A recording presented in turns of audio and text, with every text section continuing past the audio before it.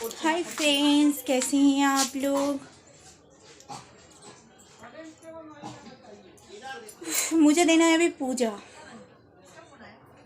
मैं कैसी लग रही हूँ, मैरिड लग रही हूँ कि अनमैरिड लग रही हूँ। ये सब पहन के मैरिड लग रही हूँ लेकिन हूँ अनमैरिड, ठीक है। मतलब कह सकते हो कि पति नहीं है तो अनमैरिड ही हुई है ना। पति नहीं है तो अनमैरिड हुई ना।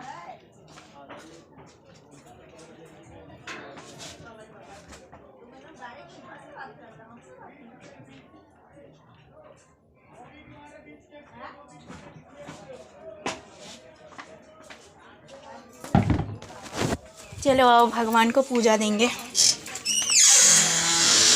मेरे कैमरा में ना पानी चला गया, कोई दिक्कत तो नहीं होगा।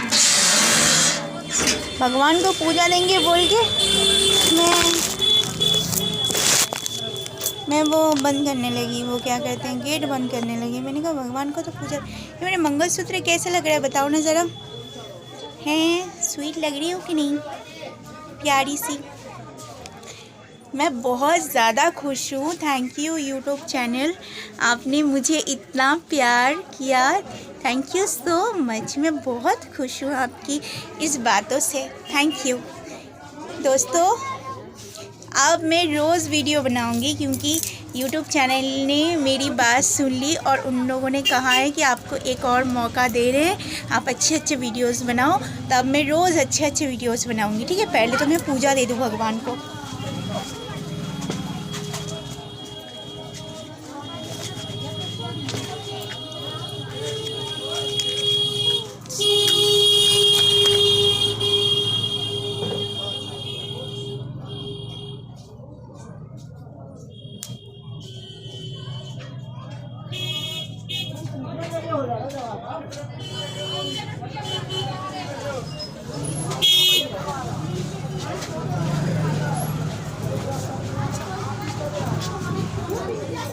जय यूट्यूब चैनल, जय हरे कृष्ण, जय हरे कृष्ण। जय मेरे मोबाइल, जय हरे कृष्ण, जय हरे कृष्ण।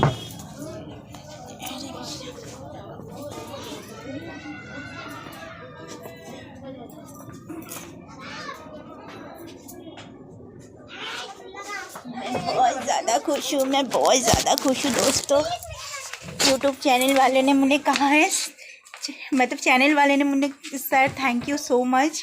मैं आइंदा कोई ऐसे गलत काम नहीं करूँगी। मुझे आप लोगों का प्यार चाहिए, आप लोगों का भी, और आप लोगों ने मुझे सहारा। Thank you so much. मेरी जो गलती मैंने जो किया है उसके लिए मैं माफ़ी चाहती हूँ आप लोगों से, और कभी इस तरह की गलती नहीं होगी। चलो दोस्तों, मैं थोड़ा लिपस्टिक लगा लेती हूँ।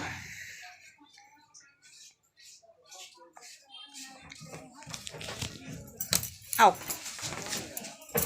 स्वेटर पहन के चलते हैं यहाँ।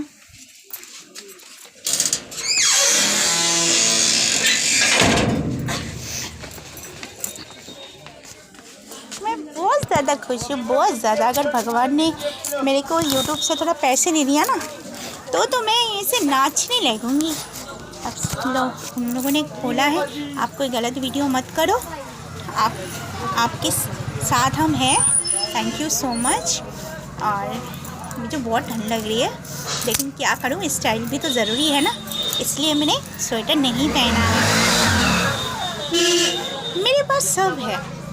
माँ बाप नहीं है, माँ है, दीदी है, दीदी का बेटा है, पति नहीं है, जीजा नहीं है, लेकिन मेरे पास सब है।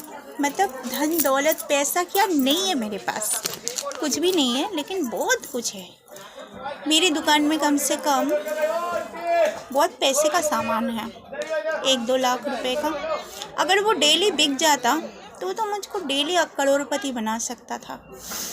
सब कुछ है लेकिन एक चीज़ नहीं है, वो है राहुल। राहुल, एक बात बताओ, कितनी भी तुम्हारी शादी हो जाए, कितने भी तुम अपने बीवी के साथ रहो, क्या एक बार भी तुमने कभी मुझसे प्यार नहीं किया था? क्या मैं ये नहीं कहती हूँ कि मैं बहुत ज़्यादा सुंदर हूँ, तुम्हारी बीवी मुझसे भी ज़्यादा सुंदर होगी। क्या एक इंसान को सिर्फ सुंदर ही पसंद होता है? अगर मैं ऐसी हूँ, अगर मैं तुम्हारे से हाइट में छोटी हूँ और मैं तुम्हारे लायक नहीं भी हूँ, मैं तो तुम्हें इतना प्यार करती थी राहुल, इंसानियत के नाते सही, चाहे कुछ भी हो, तुम्हें मुझे धोखा देना नहीं चाहिए था। तुम सोचो मुझे क्या मिला ज़िंदगी में, तुम्हारे लिए मैं पागल हो गई, तुम्हारे लिए मैं हॉस्पिटल में गई, मैं जब ऊपर थी तुम ज़बरदस्ती मेरी ज़िंदगी में आ गए। मैंने तो तुम्हें कहा नहीं था राहुल तुम मेरी ज़िंदगी में आओ, मेरी ज़िंदगी को तहस नहस कर दो। तब मेरा पति था, तुमने मेरे पति के साथ रहने नहीं दिया, छोड़ने के मुझे मजबूर किया। और आज जब मैं तुम्हें इतना दिलो जान से चाहती हूँ तब तुम मेरी ज़िंदगी में ही नहीं हो। तुम बहुत स्मार्ट हो, तुम बहुत सुंदर हो, या तुम्हारे पीछे इतनी लड़कियाँ घूमती है कि तुम्हें मेरी है कोई ज़रूरत ही महसूस नहीं होती है। आप लोग सोचते होंगे मैं राहुल राहुल इतनी क्यों बोलती हूँ। एक्चुअली मेरे क्लास में जब मैं 10th में पढ़ती थी एक लड़का जाट गुज्जर का था, मैं उससे बात भी नहीं करती थी, लेकिन दिल ही दिल में मैं उसे बहुत पसंद करती थी। 1 साल बीत गया, मैंने सोचा कि 1 साल बाद मैं उससे बात करूँगी, और जब वो पेपर देने गया तब मैंने उससे बात करने की कोशिश की।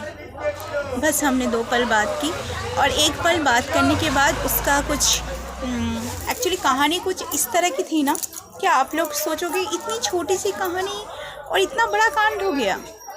ऐसा ही है। उस राहुल की वजह से उसने उसके दोस्त, उसके किसी राजा नाम का दोस्त था, उसने मेरे से किसी से बात कराया। उनके कुछ काम करता था वो आदमी, तो उस आदमी से बात करने की वजह से राहुल ने सोचा कि मेरे साथ उसका रिलेशन है, मतलब रिलेशन नहीं है, मैं उससे बात कर रही हूँ, पैसे की खातिर बात कर रही हूँ कि कुछ बोलो। मतलब उसने कुछ गलत सोचा मेरे बारे में कि ये लड़की बहुत बुरी है, किस तरह के लड़के से बात करती है, मेरे होते हुए भी ऐसे गुंडे इंसान से बात करी है। एक्चुअली मैंने कुछ भी नहीं बोला था। उस इंसान से मैंने बोला था कि देखो राहुल तुम्हारे पास में रहता है, वो किस तरह का लड़का है। पता नहीं उसके बाद जब मैंने उनको दोबारा फ़ोन किया उनकी बीवी ने उठाया। अब छोटी सी बात पे बतंगर बन गई। इतनी छोटी सी बात है लेकिन सिचुएशन में इतना बड़ा बना दिया। मैं आपको बोलती हूँ। हाँ 20 रुपये का। 20 रुपये का दिखाइए तो कैसा है? कितना चाहिए आपको? देखिए देखना क्या है इसमें, मैं बोल रही हूँ आपको कितना चाहिए। तो कैसा है बेटी? हवन वाला इससे होता है? हाँ हाँ हाँ आंटी, नंबर कितना है? ये 20 का है। कितना चाहिए आपको? हवन इससे होता है? सुगंध होता है जी। 13 नंबर। 13 आंटी 13 नंबर तो नहीं होता है ना, 12 होता है। 13 नहीं होता। कितना क्या है? हाँ 12 तक होता है। कितना क्या है? 20 रुपये। 20 का है? हाँ। 10 क्या आता है ये? अच्छा मैं तो मैडम पहले ही बोला 20 का है। आप क्यों खाली खाली मेहनत कराते हो आप लोग। बड़ा चाहिए कि छोटा चाहिए आंटी? छोटा चाहिए। छोटा। आप रुकिए रुकिए मैं दिखाती हूँ।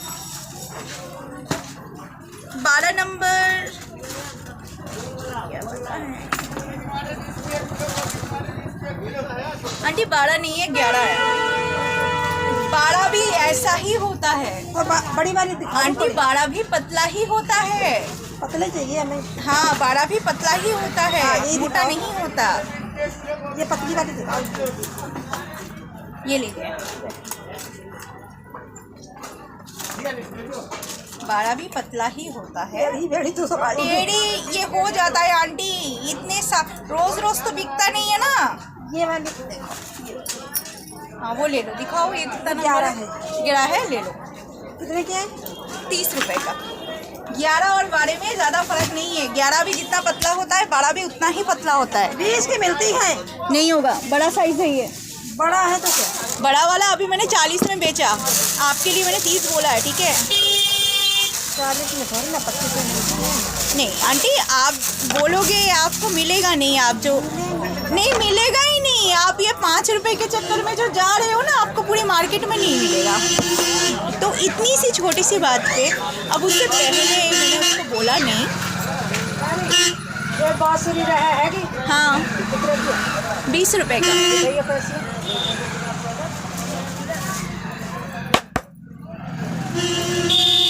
लक्ष्य है तो 10 रुपये वाली है, बड्डी ना है।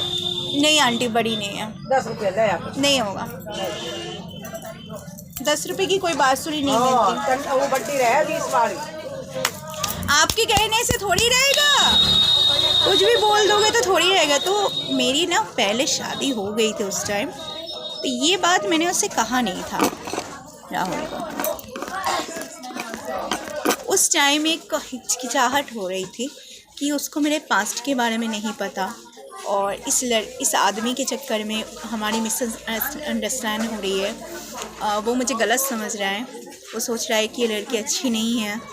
तो ये सब बातें सोच सोच के ना मेरा दिमाग काम करना सुन्न हो गया, और मुझे मेंटली प्रॉब्लम हो गई। मैं चिल्लाने लगी, शैंकी राहुल करने लगी कि तुम एक बार आओ, क्योंकि उस टाइम मुझे लग रहा था ना उसे पाना, मुझे उसे इतना पसंद कर रही थी, मुझे उसे छूना चाहती थी। और हालांकि ये नॉर्मल में ही हो जाता, लेकिन मेरी इतनी दिमाग ख़राब हो गया था कि अब मुझे राहुल कभी नहीं मिलेगा। अब मैं उसे छूना चाहती हूँ, उसे प्यार करना चाहती हूँ, ये चीज़ कभी नहीं होगा। तो उस टाइम जो है, उसके बाद मैं पागल हो गई। मेरी मम्मी ने ओझा बहुत दिखाया, तांत्रिक बहुत दिखाया, बहुत मारपीट किया मेरे साथ। मैंने भी बहुत मारपीट किया अपने फैमिली को। मतलब वो लोग मुझे ना जंजीर में बांध के रख रहे थे। मेरी मम्मी सोचा कि ये लड़की भाग जाएगी। उस टाइम मेरे पास थोड़ा दिमाग आता था, कभी कभी दिमाग आता था, सोचती थी ये हो क्या रहा है मेरे साथ, लेकिन कोई मेरे को विश्वास ही नहीं कर रहा है कि मैं ठीक हो रही हूँ, ठीक हो गई हूँ। फिर कहानी यहाँ तक ख़त्म नहीं हुई दोस्त। अगर मैं अपनी ज़िंदगी की कहानी बताऊँगी ना, आप भी सोचोगे कि रीमा आपकी ज़िंदगी इतनी ख़राब है।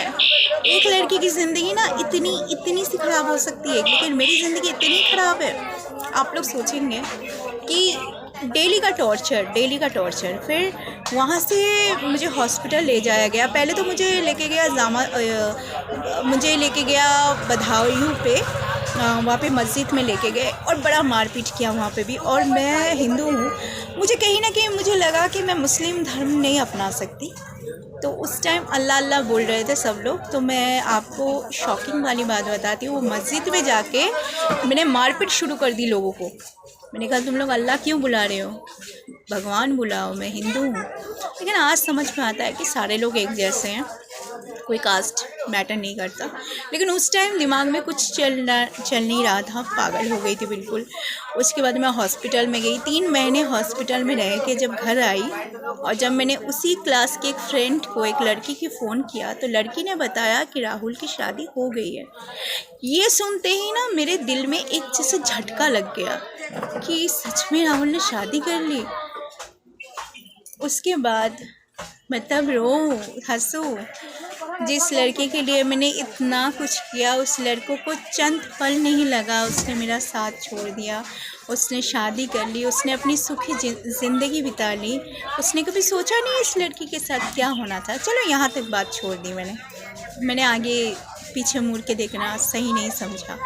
और फिर मैंने ज़िंदगी की रुख की, और फिर मैं क्लास में गई, और फिर मेरी मुलाकात फिर से राहुल से हुई। राहुल मुझे दूर दूर से देखता था, लेकिन कभी उसने मुझसे बात नहीं की थी। लेकिन फिर मेरा दिमाग फिर ख़राब हो गया।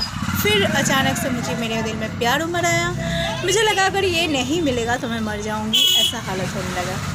फिर वो शादीशुदा हो गया था तब तक, और मेरी तब डिवोर्स ही थी मैं। उसके बाद भी जब बात संभली नहीं, तो मैंने क्या किया, मैंने दोबारा शादी कर ली इस इंसान से। शादी तो कर ली, सोचा था ये शादी ज़िंदगी भर का रहेगा। शादी 1 महीने भी नहीं टिका और मैंने छोड़ दिया। ऐसे करते करते मैंने 3 शादियाँ कर ली और तीनों को छोड़ दिया। लेकिन जब तीसरी बार था, उस लड़के को मैं रखना चाहती थी लाइफ में, छोड़ना नहीं चाहती थी। लेकिन 1 हफ़्ता हुआ नहीं था, मैं जब अपने घर में आई और राहुल पता नहीं कहाँ से आ गया और मेरे से मारपीट करने लगा। और शायद वो बहुत पास आया, मेरे को प्यार भी किया। मेरे को कुछ पता नहीं है इस बारे में, क्योंकि मैं पूरी याददाश्त भूल गई हूँ। क्या हुआ, किस तरह से हुआ, दिमाग में कुछ नहीं है। जादू के टाइप में होने लगा सब कुछ। ये मेरा वहम है कि जादू है कि सच में आया था, ये तो ईश्वर ही जाने। उसके बाद मैंने उसे सच में देखा, महसूस किया मैंने। उसके बाद इतने सालों बाद फिर से मेरी ज़िंदगी में आया 3 साल पहले। 3 साल पहले आके मुझसे बातें करने की बात मेरे साइड से पता नहीं कैसे आवाज़ आ रही है, मुझे कुछ समझ में नहीं आ रहा, लेकिन उसकी आवाज़ आ रही थी और फिर वो अचानक गायब हो गया। फिर से आपको पता है दोस्तों, अभी मैं 3 साल तक उसकी आवाज़ नहीं सुनी हूँ, उसे महसूस नहीं करती हूँ, क्योंकि वो और आता नहीं है। मुझे एक बात समझ में नहीं आती है कि जब तुम्हारा दिल चाहे तुम आ जाते हो, जब तुम्हारा दिल चाहे तब तुम चले जाते हो, जब तुम्हारा दिल चाहा तब तुम मेरी ज़िंदगी में आके मेरे शरीर को छूने की इजाज़त मांगते हो और फिर तुम चले जाते हो अपनी बीवी के पास। मैंने उसे बोला था कि तुम अपनी बीवी को छोड़ दो और तुम मेरे पास रहो। उसने बोला, अरे मैं तुम्हारी जैसी लड़की के लिए मैं अपनी बीवी को छोड़ दूँ? तुम्हारी जैसी। समझ में नहीं आता कि लड़के कैसे होते हैं। अगर ऐसी बात है तो तुमने मुझे छुआ क्यों? तुम्हें कोई हक नहीं है। तुम्हारे जैसा लड़के मुझे कैसे छू सकता है? ये मैं बर्दाश्त नहीं करूँगी। तुम इतनी बड़ी बात कह देते हो कि तुम्हारी जैसी लड़की, और फिर मुझे टच करने की कोई भी तुम्हें हिम्मत नहीं होना चाहिए। दोस्तों, अगर मैं कहानी बोलूँगी ना पूरी साल बीत जाएंगे। तो आज के लिए इतना ही। और दोस्तों, मैं बहुत खुश हूँ। आप लोगों से ऐसे ही मैं वीडियोस दूँगी और ऐसे ही बातें करूँगी। आप लोग ज़रूर मेरी बातों को सुनना और आप समझना कि मेरी कहानी सच बोल रही हूँ कि झूठ, ये कहानी है कि सच्ची घटना है। इसे ज़रूर गौर फरमाइएगा। Thank you.